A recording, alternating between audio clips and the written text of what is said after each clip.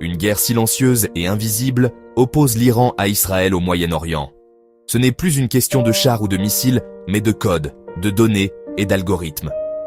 Les cyberattaques, logiciels espions et réseaux sociaux sont devenus les nouvelles armes. Les lignes de front traversent nos téléphones, nos applications, nos vies quotidiennes. Chaque citoyen connecté devient une cible potentielle, chaque message une faille possible. Pour l'Iran, la menace est existentielle. La technologie étrangère est vue comme un cheval de Troie. Les dirigeants craignent que des applications comme WhatsApp servent d'outils d'espionnage, infiltrant la société de l'intérieur. La confiance dans le numérique s'effrite, remplacée par la paranoïa. Le gouvernement iranien relie directement l'usage d'applications étrangères à des attaques mystérieuses contre ses élites. WhatsApp, simple messagerie ailleurs, est ici perçu comme une menace nationale. La bataille pour le contrôle de l'information est désormais au cœur du conflit. Dans cette guerre de l'ombre, chaque connexion compte. La question n'est plus « que fais-tu en ligne ?», mais « qui t'observe ?» La peur iranienne s'enracine dans une décennie d'assassinats ciblés et de cyberattaques. Des scientifiques nucléaires ont été tués dans les rues, victimes de bombes magnétiques ou de mitrailleuses télécommandées. L'Iran accuse le Mossad d'avoir orchestré ces opérations d'une précision redoutable. L'assassinat de Mohsen Fakhrizadeh, abattu à distance, a marqué un tournant technologique. Sur le front numérique, Israël est soupçonné d'avoir lancé des attaques comme le virus Stuxnet, sabotant les centrifugeuses iraniennes. Ces frappes ont prouvé qu'un code informatique pouvait causer des dégâts réels, sans un seul coup de feu.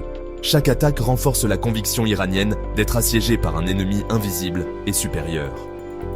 Cette histoire nourrit la méfiance envers toute technologie occidentale. Pour Téhéran, chaque application étrangère est désormais suspecte. La cybersécurité est devenue une question de survie.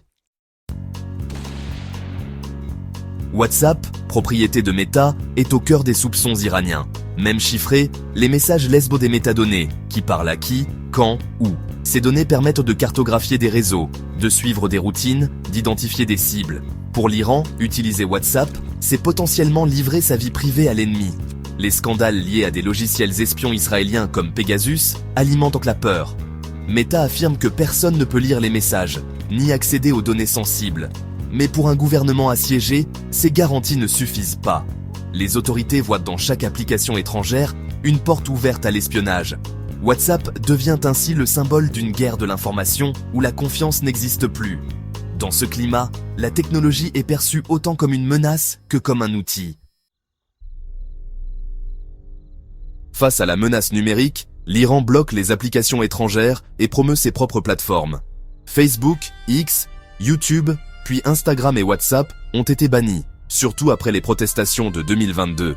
L'objectif ? Forcer les citoyens à utiliser des messageries nationales facilement surveillées. Ces applications locales offrent au gouvernement un contrôle total sur les échanges. Mais la population résiste, contournant la censure grâce aux VPN et proxy. Pour beaucoup, WhatsApp et Instagram restent des fenêtres essentielles sur le monde. Cette lutte numérique est devenue un jeu du chat et de la souris entre l'État et ses citoyens. Même au sein du pouvoir, le débat fait rage sur l'opportunité de lever ou non l'interdiction.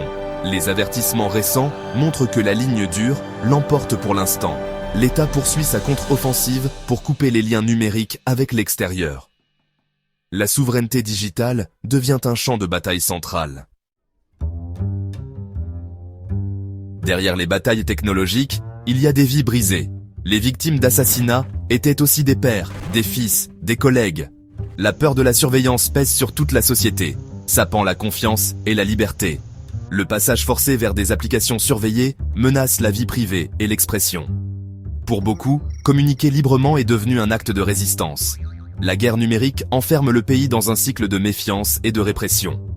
La technologie, censée rapprocher, devient un instrument de division. La paix ne viendra pas de nouveau par feu, mais du dialogue et de la compréhension. Le coût humain de cette guerre invisible est trop élevé pour être ignoré. L'histoire de WhatsApp en Iran révèle la tragédie d'un monde où la peur l'emporte sur la confiance.